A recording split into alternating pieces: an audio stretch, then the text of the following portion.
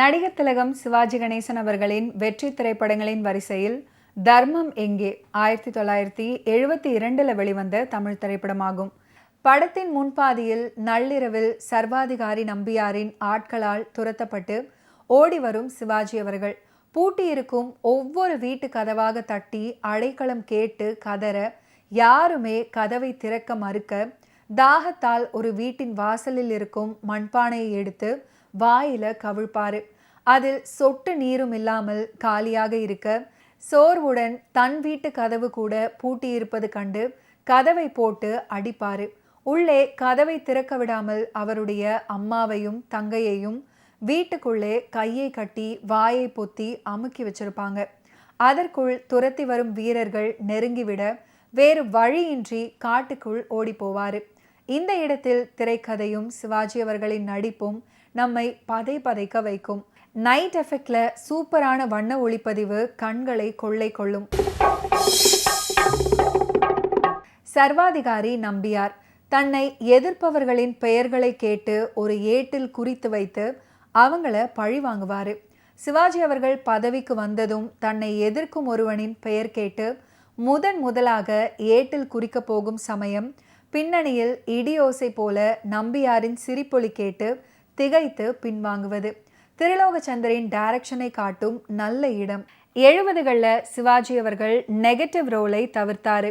ரொம்ப நல்லவராகத்தான் நடிச்சாரு. முத்துராமன் தூக்கு மேடையில் இருக்கும்போது மனோகரா ஸ்டைல்ல சிவாஜி அவர்கள் வசனம் பேசுகிறார். நல்ல வசனங்கள். சக்தி கிருஷ்ணசாமிக்கு ஒரு சபாஷ் போடலாம். படத்தின் இறுதி கட்ட காட்சிகள் அதிரடி சண்டைகள் நிறைந்தவையாக உள்ளன. இதில் ரூபா உயிருக்கு போராடியபடி தொங்கிக் கொண்டிருக்க அவருக்கு கீழே கொடிய பாம்புகள் உள்ளன. இறுதியில் கதாநாயகன் அவங்கள காப்பாற்றுகிறார். அதே வேளையில் வில்லன் பாம்புகள் நிறைந்த அந்த பள்ளத்துல விழுறாரு.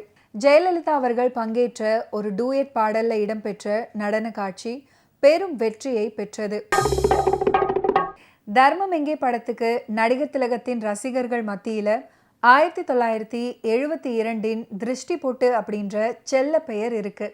காரணம் 1971 இறுதியில் வெளியான பாபுவுல தொடங்கி 1973 முதல் படமான பாரத விலாஸ் வரையில் நடிகர் திலகத்தின் வெற்றி நடை தொடர்ந்தது. அவற்றில் பாபு, ஞான ஒளி, பட்டிக்காடா பட்டணமா, தவப்புதல்வன் 4ம் கருப்பு வெள்ளை திரைப்படங்கள் அப்படின்றது குறிப்பிட்டு சொல்ல வேண்டிய ஒன்று. அவற்றில் 1972 மத்தியில் வந்த தர்மம் எங்கே மட்டும்தான் வெற்றி வாய்ப்பை இழந்தது. அதற்கு முதற் காரணம் சிவந்த மண், ராஜராஜ சோழன் போல இந்த படத்துக்கு ஏற்பட்டிருந்த அளவுக்கு மீறிய அபரிமிதமான எதிர்பார்ப்பு. 2வது காரணம் சுமாரான திரைக்கதை. கதாநாயகன் படம் முழுவதும் வில்லனுடன் போராடி இறுதியில அவங்கிட்ட இருந்து ஆட்சியை மீட்பதாக இருந்தால் முடிவு வேறு விதமாக இருந்திருக்கும். ஆனா இடைவேளையின் போதே பிரதான வில்லன் நம்பியாரிடமிருந்து ஆட்சியை கைப்பற்றிவிட அதோடு வில்லன் நம்பியார் தலைமறைவாகிவிட அதுக்கப்புறம் ஆட்சி அதிகாரத்தை பகிர்ந்து கொள்வதில் மாப்பிள்ளை மைத்துனன் சண்டையில் படம் நகருது. இவ்வளவு பிரம்மாண்டமான படத்தை இழுத்து செல்ல முத்துராமன் அவர்களை ஒரு பெரிய வில்லனாக ரசிகர்கள் ஏற்கவில்லை. கிளைமேக்ஸ்ல மீண்டும் நம்பியார் தோன்ற கொஞ்சம் விறுவிறுப்பு கூடும். தர்மம் எங்கே திரைப்படத்துக்காக LR ஈஸ்வரி அவர்கள் மற்றும் S ஜானகி அவர்கள் இணைந்து பாடிய ஒரு அற்புதமான பாடல் தான் 4 காலமும் அப்படின்னு தொடங்கக்கூடிய பாட்டு. பாடலுக்கு உண்டான வரிகளை கண்ணதாசன் அவர்கள் எழுதியிருப்பாரு.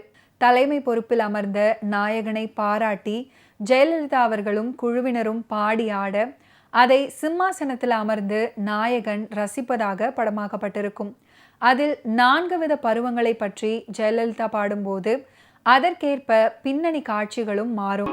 ஓகே வியூவர்ஸ், இன்னைக்கு நிகழ்ச்சியில நடிகர் திலகம் சிவாஜி கணேசன் அவர்களுடைய ஃபிலிம் கெரியர்ல நடந்த பல இன்ட்ரெஸ்டிங்கான விஷயங்களை நம்ம பார்த்து தெரிஞ்சுக்கிட்டோம். மீண்டும் அடுத்தடுத்த எபிசோட்ஸ்ல சந்திப்போம். நன்றி, வணக்கம்.